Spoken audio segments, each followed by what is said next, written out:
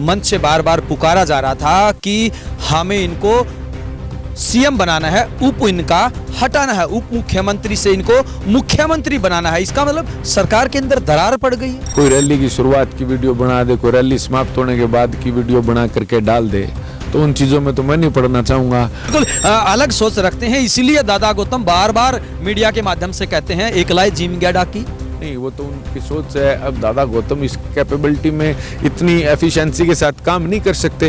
ये तो देखिए सरकार का प्रोग्रेटिव होता है कि कौन अच्छा बेहतर काम कर सकता है, नहीं तो एमएलए तो 90 चुन करके जाते हैं। कुछ विधायक तो आपकी रैली में भी नहीं पहुंचे, आपकी पार्टी के ही विधायक। नहीं, उनकी कोई व्यक्तिगत उनका कोई कारण हो सकता है या पार्टी की तरफ से उनकी कोई जिम्मेवारी लगी हो, लेकिन बिल्कुल सब पार्टी की तरफ से जिम्मेवारी लगी होगी कि आप घर पे ही आराम कीजिए। सब एकजुट हैं, बिल्कुल हैं, कोई किसी की इस प्रकार की कोई बात ही नहीं है। पूरा प्रदेश ये भी जानना चाहता है कि आपकी पार्टी के मुखियाओं के द्वारा मंच से सरेआम ऐसी ऐसी टिप्पणियां की गई, एक बाप बेटे को पप्पू बताया गया, उसके पिताजी को पप्पू बताया गया। इस टिप्पणी को आप किस तरह से देखते हैं? आपको नहीं लगता कि इस तरह की भी टिप्पणी नहीं करनी चाहिए? हम सब ने देखा किस प्रकार से जब झज्जर तक जाम लग गया था, उधर फरूख नगर तक जाम था, बादली तक जाम था, तो ये जाम कैसे लगा? ये लोग आए अपने बेटे को, अपने लाडले को आशीर्वाद देने। जो झूठ के जो ट्रक हैं वो जेजेपी के हिस्से ही आते हैं कि दुष्यंत ने वापस करा दिए। दुष्यंत तो ये कहते थे, उनके पिताजी भी ये कहते थे कि किसी भी हाल में कानून वापस नहीं होते, संसद में सिर्फ बनते हैं, कानून वापस नहीं होते, और आज आप उनको सरे दे रहे हैं। कारगिल युद्ध के बाद जॉर्ज फर्नांडिस जी झज्जर आए तो वो मातन हिल सैनिक स्कूल की घोषणा करके गए, और वो उसके तुरंत बाद जब सरकारें बदली तो ये शिक्षा मंत्री थी, चौधरी भूपेंद्र हुड्डा हरियाणा प्रदेश के मुख्यमंत्री थे, केंद्र में कांग्रेस की सरकार थी। वो मातन हिल का स्कूल कहाँ गया? कौन खा गया? उसको जवाब दे देना। घोषणा तो ये भी की जानी चाहिए थी कि आपके इलाके में एम्स रहेगा, लेकिन जो लोग, जो स्थानीय लोग जो थे, बड़ी उम्मीद लेके वहां रैली के अंदर पहुंचे थे कि एम्स की घोषणा या एम्स का जिक्र हरियाणा के उप मुख्यमंत्री और जेजेपी के नेता जरूर करेंगे, क्योंकि वायदा कर रखा था, लेकिन किसी प्रकार की बात मंच से नहीं की गई, वो भी धोखा। आज कहते हैं स्वामीनाथन आयोग की रिपोर्ट से फलाना किसान को इतना लाभ होना था। भाई वो तो 10 साल मुख्यमंत्री थे, केंद्र में कांग्रेस की सरकार थी, वो उस मुख्यमंत्री की कमेटी के चेयरमैन भी थे जिसको इसको लागू करना था, जिससे किसान को लाभ हो सकता था। क्यों दबा के रखे भाई? लेकिन अभी पिछले कुछ समय से भर्तियां पर गड़बड़ी का आरोप लग रहा है, सरेआम भर्तियां बेचने का आरोप लग रहा है, पैसों में नौकरियां बेची जा रही है, और उसके बावजूद भी आपकी पार्टी के लोग, आपके नेता चुप हैं, मुख्य दर्शक है, सरकार का हिस्सा होते हुए युवाओं के साथ सरेआम खिलवाड़ को देख रहे हैं। अगर मेरी परसेंटेज ये निकल कर के आए कि हमने 30-35% काम किया है, तो क्या विरोधाभास है? मेरे को लगता है कि और बेहतर दुष्यंत जी से उम्मीदें ज्यादा है। मुझे व्यक्तिगत तौर पे मुझे दुष्यंत जी से और ज्यादा बेहतरी की उम्मीदें थी, लेकिन बीच में कोरोना आ गया, फिर ये आंदोलन आ गया, तो दुष्यंत जी जो काम करना चाहते थे वो कर नहीं पाए। दोस्तों नमस्कार, मैं हूं अजय लोहान और अभी हम खड़े हैं चंडीगढ़ सेक्रेटेरिएट के बाहर, और हमारे साथ चर्चा करने के लिए मौजूद है जेजेपी के युवा नेता, वरिष्ठ नेता अजय गुलिया। अजय जी साहब नमस्कार। स्वागत है आपका बिंदास हरियाणा। नहीं, धन्यवाद आपका और बिंदास हरियाणा के दर्शकों को, बल्कि पूरे हरियाणा प्रदेश के दर्शकों को मेरी नमस्कार। गुलिया साहब, ताजा रैली की है आपने, किस प्रकार से देखते हैं आप? क्योंकि विपक्ष का कहना है कि पूरी तरह से फ्लॉप रही, वहीं अगर हम गीता भुक्कल की बात करें तो उनकी तरफ से तो बहुत बड़ी बड़ी बातें कही गई है, आप किस तरह से देखते हैं? नहीं देखिए लोहान साहब, विपक्ष का काम है, वो हमारे विरोधी दल के लोग हैं, वो हमारी तारीफ कैसे कर सकते हैं? और हम तो एक चीज़ मानते हैं कि जिस प्रकार से जन सैलाब झज्जर के अंदर उमड़ा और सब लोग ये कहते थे हुड्डा का गढ़ है, हुड्डा का गढ़ है, यहाँ तो रैली नहीं होगी, विरोध होगा। कोई विरोध हुआ क्या? लोग आए, आराम से अपने नेता के विचार सुने, इतनी व्यवस्थित रैली। देखिए जहाँ लोग आराम से आए, बैठे और अपने नेता के विचार सुने, और किसी प्रकार का कोई विरोध वहाँ नहीं था। लोग दिल से ट्रैक्टरों में बैठ करके, गाड़ियों में सवार हो करके, और नज़दीक के लोग तो पैदल ही चल के रैली स्थल तक आए और अपने प्रिय नेता के, अपने लाडले के, अपने बेटे के विचार सुने। लेकिन गुलिया साहब, पंडाल की बहुत सारी वीडियो वायरल हुई है जिसमें पंडाल खाली नजर आया। नहीं लोहान साहब, मैं एक चीज़ मानता हूँ, देखिए कोई रैली की शुरुआत की वीडियो बना दे, कोई रैली समाप्त होने के बाद की वीडियो बना करके डाल दे, तो उन चीज़ों में तो मैं नहीं पढ़ना चाहूँगा। मैं तो ये कहता हूँ प्रत्यक्ष को प्रमाण की आवश्यकता नहीं होती। स्वयं सब ने देखा किस प्रकार से जब झज्जर तक जाम लग गया था, उधर फरूख नगर तक जाम था, बादली तक जाम था, तो ये जाम कैसे लगा? ये लोग आए अपने बेटे को, अपने लाडले को आशीर्वाद देने, और मैं किसी फिगर या गिनती में नहीं जाना चाहूँगा, लेकिन लोग मन से आए, दिल से आए, लाखों की संख्या में आए और अपने बेटे को, अपने लाडले को आशीर्वाद दे करके गए। जी बिल्कुल, आशीर्वाद दे के गए। इसी वजह से मंच से बार बार पुकारा जा रहा था कि हमें इनको सीएम बनाना है, उप इनका हटाना है, उप मुख्यमंत्री से इनको मुख्यमंत्री बनाना है। इसका मतलब सरकार के अंदर दरार पड़ गई है। नहीं लोहान साहब, एक चीज बताए, लोकतांत्रिक प्रणाली में सबको आगे बढ़ने का अधिकार है। अगर हमारे कार्यकर्ता ये चाहते हैं, हमारे साथी ये चाहते हैं कि भाई हरियाणा प्रदेश के लोग आशीर्वाद देना चाहते हैं कि दुष्यंत को हरियाणा प्रदेश का मुख्यमंत्री बनना चाहिए, जो नौजवान, जो युवा 32-33 साल की उम्र में उप मुख्यमंत्री बन के हरियाणा प्रदेश के लोगों के हितार्थ काम कर सकता है। लेकिन सब लगता है, आप देखते नहीं, लोग तो ये भी कहते हैं कि इन्होंने इस्तीफा दे देना चाहिए था। नहीं, मैं एक चीज मानता हूँ कि सदैव आपने देखा होगा, आदमी अतीत से सीखता है और भविष्य की कल्पना करता है। अगर आपको जनता के हितार्थ फैसले लेने हैं तो आप सत्ता में रह करके वो फैसले ले सकते हैं।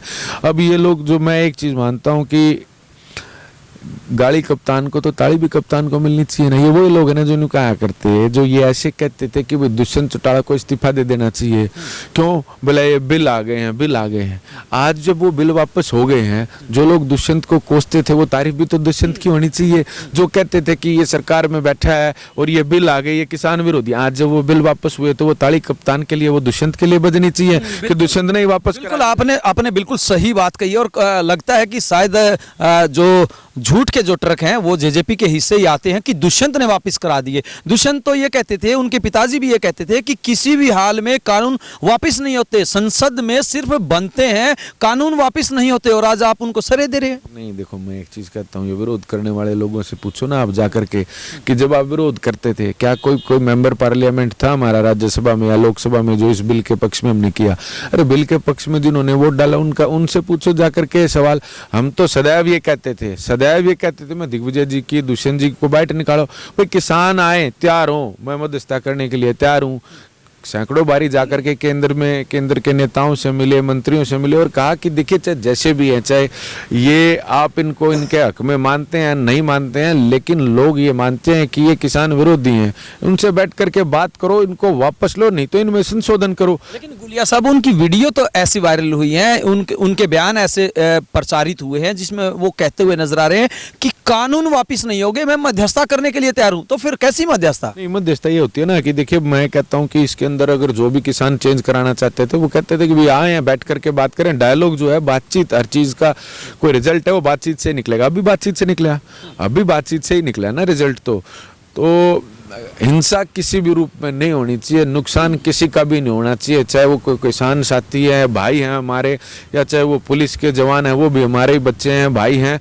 तो किसी भी रूप में इस चीज़ का, देखिए मैं एक मानता हूँ, हिंसा से जहाँ तक बचा जाए बचना चाहिए और बातचीत से ही हल निकलते हैं। और रही बात, आपने भी गीता बुक्कल जी का कहा कि देखिए मेरी बड़ी बहन है, मैं उनका बहुत मान सम्मान करता हूँ, लेकिन ऐसी इस प्रकार की ओछी टिप्पणी उनको नहीं करनी चाहिए थी।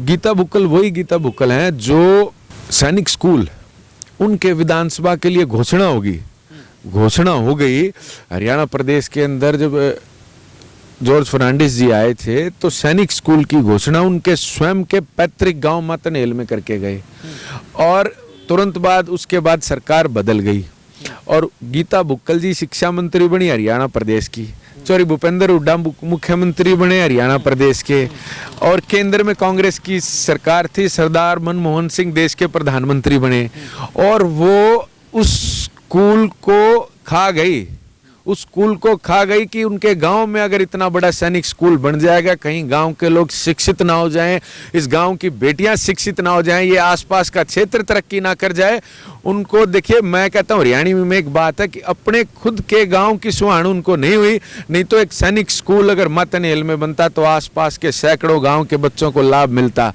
वो तो शिक्षा मंत्री थी भाई, तुरंत उसके बाद वो शिक्षा मंत्री जॉर्ज फर्नांडिस जी आए कारगिल युद्ध के बाद। नहीं लोहान साहब, देखो ये बड़ी इंपॉर्टेंट बात है क्योंकि बहन गीता बुक्कल जी ने किस प्रकार की टिप्पणी करी वो आप सब जानते हैं।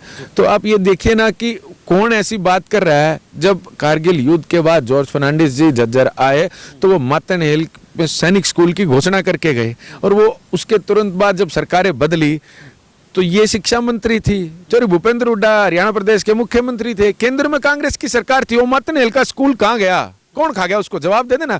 आप जब भी जाएं मेरी तरफ से कहना, आपका छोटा भाई अजय गुड़िया आपसे ये पूछ रहा था वो मतनेल का सैनिक स्कूल कहाँ है, आप उसको कहाँ ले गई, कहाँ बेचा? गुड़िया साहब हम जरूर पूछेंगे। आपने कहा कि गीता भुक्कल को ऐसी टिप्पणी नहीं करनी चाहिए, वहीं पूरा प्रदेश ये भी जानना चाहता है कि आपकी पार्टी के मुखियाओं के द्वारा मंच से सरेआम ऐसी ऐसी टिप्पणियां की गई, एक बाप बेटे को पप्पू बताएगा, उसके पिताजी को पप्पू बताएगा, इस टिप्पणी को आप किस तरह से देखते हैं? आपको नहीं लगता कि इस तरह की भी टिप्पणी नहीं करनी चाहिए? मैं तो वैसे हमेशा ही एक बात मानता हूं कि देखिए, राजनीति हो चाहे सार्वजनिक जीवन में, किसी प्रकार की थोड़ा शब्दों की एक मर्यादा होनी चाहिए। लेकिन आप एक चीज माने कि जिन्होंने सिवाय अपने पुत्र के अलावा कुछ दिखाई नहीं दिया, अपने पुत्र के अलावा हरियाणा प्रदेश उनको दिखाई नहीं दिया, वो किस प्रकार की बात करना चाहते हैं? क्या आज ये बताएं कि उन्होंने क्या दिया, हरियाणा प्रदेश को क्या दिया? आज कहते हैं स्वामीनाथन आयोग की रिपोर्ट से फलाना किसान को इतना लाभ होना था। भाई वो तो 10 साल मुख्यमंत्री थे, केंद्र में कांग्रेस की सरकार थी, वो उस मुख्यमंत्री की कमेटी के चेयरमैन भी थे जिसको इसको लागू करना था, जिससे किसान को लाभ हो सकता था। क्यों दबा के रखे भाई? उसका जवाब भी तो कोई उनसे जाकर के ले कि चौधरी भूपेंद्र सिंह हुड्डा जी आप तो मुख्यमंत्री थे 10 साल तक के, आप उस कमेटी के चेयरमैन थे जिसको कि इस रिपोर्ट को लागू करना था, जिससे किसान को इतना लाभ हो सकता था। आपने क्यों दबा के रखा 10 साल? क्यों किसान का नुकसान किया 10 साल? ये सवाल पूछे जाने चाहिए ना उनसे। हाँ, शब्दों की मर्यादा, चाहे कोई भी हो, शब्दों की मर्यादा मैं मानता हूँ सार्वजनिक जीवन में क्या व्यक्तिगत जीवन में भी आपको रखनी चाहिए, वो कोई भी हो। गुलिया साहब एक बात और अहम आती है, वो है बेरोजगारों का मुद्दा, युवाओं का मुद्दा, नौकरी का मुद्दा। आप सरकार का हिस्सा हैं, आपके अगर हम नेताओं की बात करें, दिग्विजय सिंह चौटाला युवाओं की हमेशा बात करते हैं, उनकी आवाज़ उठाते थे, लेकिन अभी पिछले कुछ समय से भर्तियां पर गड़बड़ी का आरोप लग रहा है, सरेआम भर्तियां बेचने का आरोप लग रहा है, पैसों में नौकरियां बेची जा रही है, और उसके बावजूद भी आपकी पार्टी के लोग, आपके नेता चुप है, मूक दर्शक है, सरकार का हिस्सा होते हुए युवाओं के साथ सरेआम खिलवाड़ को देख रहे हैं। नहीं लोहान साहब, देखिए कोई मूक दर्शक नहीं है। अगर ये लोग पकड़े गए हैं तो इसका मतलब सरकार मुस्तैद थी। मैं आज कह दूं कि हरियाणा प्रदेश के अंदर कोई अपराध नहीं है, सब कुछ 100% ठीक हो गया, वो नहीं है, ऐसा नहीं है। देखिए बेहतरी की गुंजाइश हमेशा रहती है। कुछ लोगों ने जिन्होंने गलत किया या इस प्रकार के कृत्य में सम्मिलित थे वो पकड़े गए, उनको सजा होनी चाहिए, कड़ी से कड़ी सजा होनी चाहिए। अगर युवाओं के हितों के साथ कोई खिलवाड़ करता है, चाहे वो अजय गुड़िया क्यों ना हो, उसको सजा होनी चाहिए, उसको कानूनी रूप से उसको दंडित किया जाना चाहिए। और मैं कहता हूँ ऐसी कठोर सजा उसको मिलनी चाहिए कि एक नज़ीर पेश हो सबके लिए कि भाई अगर कोई आगे से इस प्रकार का कोई प्रयास करेगा तो वो बख्शा नहीं जाएगा। और आप जिस प्रकार की कह रहे थे, अगर ये इस चीज़ को दबाया जाता या छुपा करके रखा जाता तो मैं मानता, लेकिन सरकार की तरफ से तो इनको पकड़ा गया, मुकदमे दर्ज हुए, कोर्ट के अंदर मामला है। गुलिया साहब, सरेआम नौकरियां बेची जा रही है, सेक्रेटरी के ऑफिस से करोड़ों रुपए बरामद किए जा रहे हैं, और ये कोई एक अधिकारी के दम पे नहीं हो सकता। सरकार के 2 जो मंत्री हैं उनके भी नाम आए हैं, उसके बावजूद भी कोई ओपन कार्रवाई नहीं हो। लोहान साहब, किसी का भी नाम हो, सरकार का मंत्री क्या चाहे कोई और भी बड़ा होदेदार हो, कोई बख्शा नहीं जाना चाहिए। युवाओं के हितों पे कुठाराघात करने वाले को बख्शा नहीं जाना चाहिए, चाहे वो कोई भी हो। और देखिए आप जो कह रहे हैं, अगर वो कहीं सेक्रेटरी के ऑफिस की बात है या कहीं वो मामला कोर्ट में है, पुलिस जांच कर रही है, सारी चीजें, तो वो पकड़ा तो गया ना। अगर सरकार की तरफ से कोई लिपापोती वाली बात होती तो उसको पकड़ा कैसे जाता? लेकिन मंत्रियों के नाम उजागर नहीं किए जा रहे, तो वहां पे देखिए मैं एक चीज मानता हूँ लोहान साहब, कोई अगर इस प्रकार की कोई कहते हैं जांच में कोई लूप होल रह गया तो अगर कोई दोषी है तो वो बच जाएगा रास्ता लेकर। या सब आप भी युवा हैं और आप भली भांति जानते हैं कि कोई बच्चा जब कई साल तक पढ़ाई करता है, एक रोजगार की उम्मीद रखता है, और उस रोजगार को पाने के लिए उस बच्चे के साथ सरेआम ऐसे खिलवाड़ हो तो कैसी? नहीं लोहान साहब, खिलवाड़ देखो मैं कह रहा हूँ, अगर कहीं चूक रही है तो दोषियों को सजा मिलनी चाहिए। चूक एक बार नहीं, 10-10 बार, 15-15 बार चूक, तो वो पकड़े गए, हर बारी पकड़े गए, हर बारी उनके ऊपर कार्रवाई हुई। लेकिन कार्रवाई पहले क्यों नहीं होती, बाद में क्यों जागते? मैं आपको बताऊं, देखिए ऐसी कोई मशीन आज तक बनी नहीं शायद। अगर मैं और आप यहाँ खड़े होकर के इंटरव्यू कर रहे हैं, अगर यहाँ कोई अपराध कर दे, कोई पीछे कर दे, तो अब देखिए आप एक पुलिस मुस्तैदी करके या प्रशासन मुस्तैदी करके लोगों के मन में एक डर तो पैदा कर सकता है। लेकिन लोहान साहब, मैं एक चीज मानता हूँ कि ये पुलिस IPC धाराएं इसीलिए हैं कि अगर कोई कोई फिर भी इस शक्ति के बाद, इस कड़ाई के बाद भी कोई अपराध कर दे तो कानूनी रूप से उसको सजा मिल सके, उसके ऊपर कार्रवाई हो सके, और कार्रवाई होगी होनी। गुलिया साहब, एक बात और बताइए, आपने अभी बात कही कि युवाओं के भविष्य के साथ अच्छा कर रहे हैं, जो गलत कर रहा है उसके खिलाफ कार्रवाई हो रही है। आपकी रैली के अंदर झज्जर से सरेआम दो विरोधाभास बातें देखने को मिली। पार्टी के तमाम बड़े नेता ये कहते हुए नजर आए कि हमने जनता की उम्मीदों पर 90% काम किया है और भी करेंगे, लेकिन वहीं आपकी पार्टी के विधायक सरेआम पोल खोलते हुए नजर आए कि काम तो केवल 40% हुआ है। कौन झूठा है, कौन सच्चा है? नहीं देखिए, तो देखने का नजरिया है लोहान साहब। नहीं, आप स्पष्ट बताइए। नहीं, अब मैं अगर मेरी परसेंटेज ये निकल कर के आए कि तो हमने 30-35% काम किया है तो क्या विरोधाभास है? मेरे को लगता है कि हम और बेहतर, दुष्यंत जी से उम्मीदें ज़्यादा हैं। मुझे व्यक्तिगत तौर पे मुझे दुष्यंत जी से और ज़्यादा बेहतरी की उम्मीदें थी, लेकिन बीच में कोरोना आ गया, फिर ये आंदोलन आ गया, तो दुष्यंत जी जो काम करना चाहते थे वो कर नहीं पाए। लेकिन क्या लोहान साहब, एक चीज़ बात करें, हम काम पर चर्चा करें ना, क्या ये चीज़ कोई इनकार कर सकता है कि किसान के खाते में सीधे पैसे गए? ये गलत है क्या? कोई इस बात का इनकार कर सकता है? मुश्किलें आई उसमें, मैं कहता हूँ मुश्किलें आई क्योंकि कोई भी नई शुरुआत करते हैं, कोई हम नया अपना कोई भी, चाहे हम अपना कोई प्रतिष्ठान, स्कूल, कॉलेज या अस्पताल कोई नया शुरू करते हैं तो उसमें भी परेशानी आती है। बिल्कुल आई, किसी के पेमेंट लेट हुई, किसी के अकाउंट अपडेट नहीं हो पाए, किसी की डिटेल्स अपडेट नहीं हो पाई, परेशानी बिल्कुल आई, मैं उस बात को भी स्वीकार करता हूँ। लेकिन एक बेहतरी की शुरुआत है कि किसान के खाते में, जब किसान ने अपनी फसल बेच दी तो क्यों उसको हाथ फैलाना पड़े किसी के सामने अपने पैसे के लिए? वो पैसा सीधे उसके खाते में आए। हाँ, परेशानी जरूर हुई लेकिन पैसा उसके खाते में आया। आपकी नजर में कितना प्रतिशत काम किया है सरकार ने, विशेष तौर से जेजेपी ने? नहीं देखिए, मैं ये मानता हूँ कि कोरोना की वजह से और इस आंदोलन की वजह से जो रिजल्ट्स हमारी तरफ से आने चाहिए थे, मैं व्यक्तिगत तौर पे मानता हूँ कि जो काम हमने किया है इसका 4 गुना काम हमें और करना पड़ेगा और हम इसके लिए प्रतिबद्ध हैं। 4 गुना काम तो आप समझ के माने, मैं ये मानता हूँ कि 25-30% काम हमारा हुआ है। अब मैं तो उनसे भी कम, क्योंकि देखिए फैक्ट्स, हम दुष्यंत जी से उम्मीदें ज़्यादा करते हैं क्योंकि हमने उनकी कार्यशैली को देखा है, जिस प्रकार से वो तुरंत फैसले लेते हैं। अब जैसे बादली के मैं बात करूँ कि हमने एक मांग रखी, दिग्विजय जी के माध्यम से हमारी गुड़िया खाप की तरफ से एक मांग रखी गई कि एक हमारा वीर योद्धा हुआ जिसने विदेशी आक्रांता तैमूर लंग को भाला मारा, जिससे उसकी मृत्यु हुई और उस जंग जीती हमारे लोगों के लिए, तो उसकी याद में हम चाहते हैं कि एक चौक बने, एक स्मारक बने।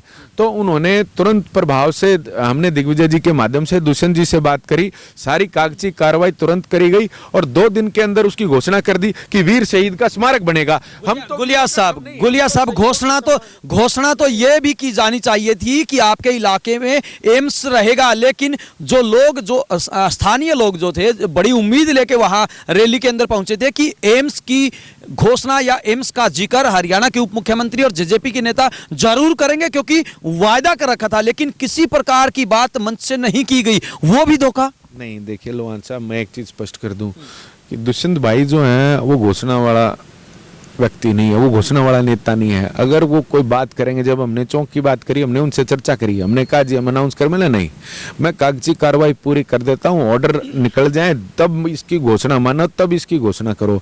इसी प्रकार से हमारी चर्चा हुई, दिग्विजय जी के माध्यम से बैठ करके हमने चर्चा करी कि जी हमारे क्षेत्र के अंदर एक समस्या है कि जो ये बना था सरकार इसको कहीं और ले जाना चाह रही है, इसको तो सिंपल कैंसर इंस्टीट्यूट रखा जाएगा, ये रखा है। दुष्यंत जी ने कहा कि जब तक मैं चंडीगढ़ की कुर्सी पे बैठा हूं, इस एम्स को कोई ले जा नहीं सकता, मैं तुरंत दिल्ली बात करके, समय लेकर के हेल्थ मिनिस्टर से, कैबिनेट हेल्थ मिनिस्टर से बात करूंगा और जब पूर्ण रूप से मैं आश्वस्त और इस पे लिखित में आपको दे दूंगा तब इसकी घोषणा करूंगा। क्योंकि देखिए एक चीज है, वो एक अलग सोच के साथ दुष्यंत जी राजनीति करते हैं, ये नहीं कि बिल्कुल अलग सोच के साथ राजनीति करते हैं भाई, ये नहीं कि मैं कह दूं और वहां मंच से दुष्यंत जी कह दे भाई मेरा फाइनल हो गया, नहीं। जब ब्लैक एंड व्हाइट कागज पे लिखित चीज होगी ना, जब उसको माना भी, कानून 75% का कब से दुष्यंत जी लगे हुए थे, युवाओं को बिल्कुल अलग सोच रखते हैं, इसीलिए दादा गौतम बार बार मीडिया के माध्यम से कहते हैं एकलाई जिम गया डाकी। नहीं, वो तो उनकी सोच है। अब दादा गौतम इस कैपेबिलिटी में इतनी एफिशिएंसी के साथ काम नहीं कर सकते। ये तो देखिए सरकार का प्रोग्रेटिव होता है कि कौन अच्छा बेहतर काम कर सकता है, नहीं तो एमएलए तो 90 चुन करके जाते हैं। लोहान भाई 90 एमएलए चुन करके जाते हैं, मंत्री कितने बनते हैं, सीएम कितने, ये तो ये सोच है कि क्या ये सोच होनी चाहिए कि बेस्ट परफॉर्मेंस कौन दे सकता है, वो लोगों को आगे आना चाहिए। कुछ विधायक तो आपकी रैली में भी नहीं पहुंचे, आपकी पार्टी के ही विधायक। नहीं, उनकी कोई व्यक्तिगत उनका कोई कारण हो सकता है या पार्टी की तरफ से उनकी कोई जिम्मेवारी लगी हो, लेकिन बिल्कुल सब पार्टी की तरफ से जिम्मेवारी लगी होगी कि आप घर पे ही आराम कीजिए। नहीं, सब एकजुट हैं, बिल्कुल हैं, कोई किसी की इस प्रकार की कोई बात ही नहीं है। पार्टी के अंदर सब कुछ। अंतिम प्रश्न, आप जो जेजेपी के वरिष्ठ नेता है उनके नजदीक रहते हैं, मंत्रिमंडल के विस्तार की बार बार चर्चाएं चल रही हैं, आपकी नजर में कौन मंत्री बन सकता है? क्या दुष्यंत चौटाला अपने जिम्मेवारियों को किसी में बांटेंगे? नहीं, डेफिनेटली मैं तो मानता हूँ दुष्यंत जी हमेशा डेलीगेशन ऑफ अथॉरिटी में विश्वास करने वाले व्यक्ति हैं। वो चाहते हैं कि जो इस काम को बेहतर और सुचारू रूप से कर सकता है उस व्यक्ति को जिम्मेवारी मिले। आपकी नजर में कौन हो सकता है? किसकी लॉटरी लग सकती है? लोहान साहब, देखिए मेरे को तो इस बात की जानकारी नहीं है, अगर होती तो जरूर आपके साथ साझा करता, लेकिन जो भी व्यक्ति होगा वो आपकी नजर में कौन जेजेपी की तरफ से ज्यादा सारे काबिल है? मेरी नज़र में तो सारे काबिल हैं। जो लोग जनता की बेहतर सेवा कर सकते हैं वो कोई भी दुष्यंत जी उसको बनाए, जो बेहतर काम करके दिखाए वो कोई भी हो सकता है। सारे विधायक एफिशिएंट हैं, पढ़े लिखे हैं, काम करने वाले हैं, अपने लोगों के बीच में रहने वाले हैं। जिसको दुष्यंत जी जिम्मेवारी देंगे, जिसको देंगे वो बेहतरी से काम करने का काम करेगा। बिल्कुल, ये थे जेजेपी के वरिष्ठ नेता, युवा नेता अजय गुलिया, जिनकी तरफ से दावा किया जा रहा है कि हरियाणा के उप मुख्यमंत्री की बात करें या जेजेपी की बात करें, उन्होंने जनता से जो वायदे किए थे वो काफ़ी हद तक पूरे किए हैं। हालांकि अब ये जनता ही बताएगी कि किस प्रकार के दावे किए गए थे और उन दावों की सच्चाई कितनी है। बहरहाल एक बात तो तय है कि जेजेपी की रैली के बाद तमाम तरह के आरोप पार्टी के ऊपर, रैली के ऊपर लग रहे हैं। वीडियो जर्नलिस्ट अशोक व दीपक के साथ अजय लोहान, बिंदास रहना।